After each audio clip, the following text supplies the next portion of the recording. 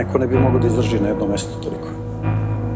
Čovjek mora psihički da se malo sredi zbog uslova rada i zbog ovoga.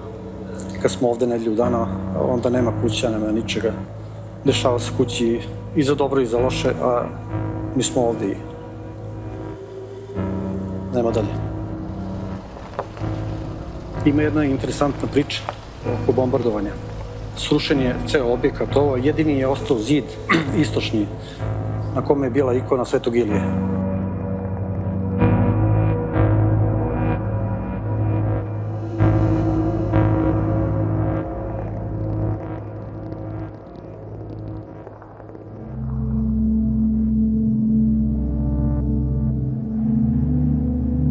Ja sam ovaj toren montirao 2009. godine, tako, 9. godine.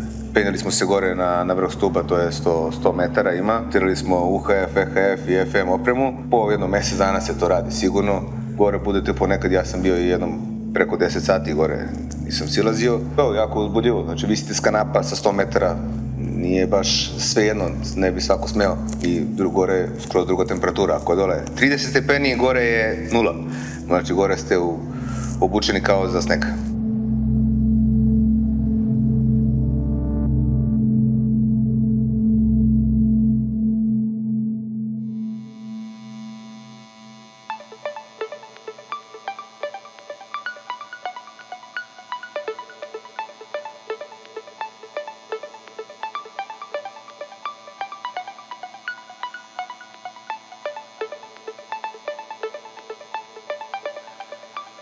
Mi u principu svake nedelje imamo po nešto da radimo od održavanja.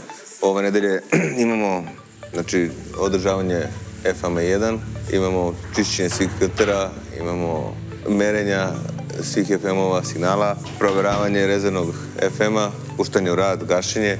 Imamo obilazak više puta dnevno objekta, znači da li je sve u redu, da li je opet neko preskočio ogradom, nije, ali se nešto srušilo, tako to. Uglavnom, nešto mora se radi da dan prođe brže.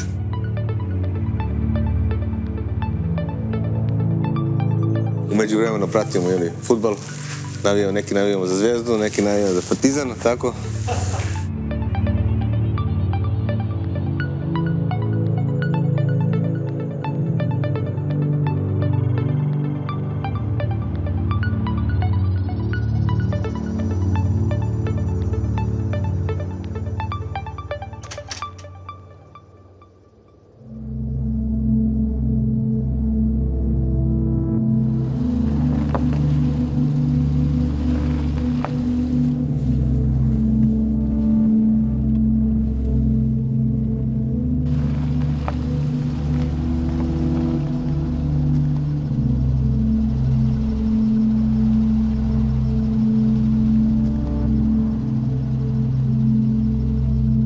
Ovaj naš posao je malo specifičan.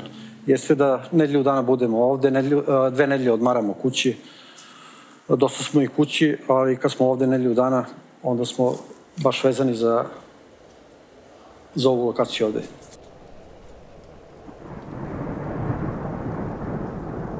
Vidite, grom ovde udara non stop. Da, najbliža tačka nebo, ima najveću metalnu antenu, što bi rekli, i on udara non stop, znači puca stalno oko Ovčara. Kada udari, to pukne jako i samo čujete elektricitet kako silazi niz stup, samo zuji. Bilo je jedne godine, januara, meseca, sredinom januara, počela je mećava, krupan sneg i odjednom mi se samo grunulo, grom je udario bio, ali niti se čulo, niti je sevnulo, samo je odjednom puklo baš ko bomba. Sve izgorilo bilo, pa smo morali da premoštamo neke stvari i tako. Non stop udara grom u stup. Bilo je dosta slučaja. To puca ko vatromet. Pukne glasno i onda čujete samo kroz stup kako prolazi elektricitet. Za svaki objekat čoveka koji je radio na tom objektu vežu uspomene razne. Ovo je slikano jedne godine oko slave, tu kad smo se skupili bili, obično svi dođemo tu, dođu iz Sretenje, pa seku kolač i to. Ranije smo kad je bilo ono srušeno, pa u šatoru dosta ljudi se skupi, tamo dođu sa drugih objekata i svadbarski kupus se kuva i to. Bude nekoliko dana. Na vrh brda, dete na noši. Totalno neočekivano. Ja obično ustanem, izađem dole, gledamo izlazak sunca, sednem malo na klupicu i ja sad pogledao sam kroz prozor kontrolne sobe i vidim samo malo dete na noši. I ne mogu da verujem. Ja izađem malo napolje, kad vidim tamo roditelji se slikaju skroz u ćošku. Mislim, zanimljivo onako. Imamo naravno paraglajdere koje prave lepe tu scene, lete non stop, jedan se zakuca u drvo i tako da vam ne pričam, svašta nešto ima.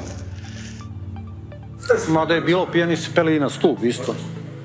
Dođu ljudi, recimo, posle svitanja magla nikakva, vidimo preskače ogradu tamo, došao čovek da vidi pijan ovo, ono.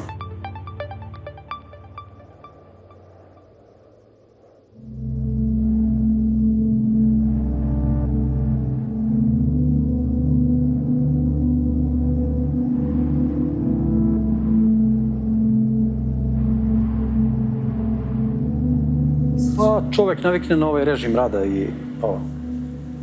Ponekad čovek mu treba malo i da se osami,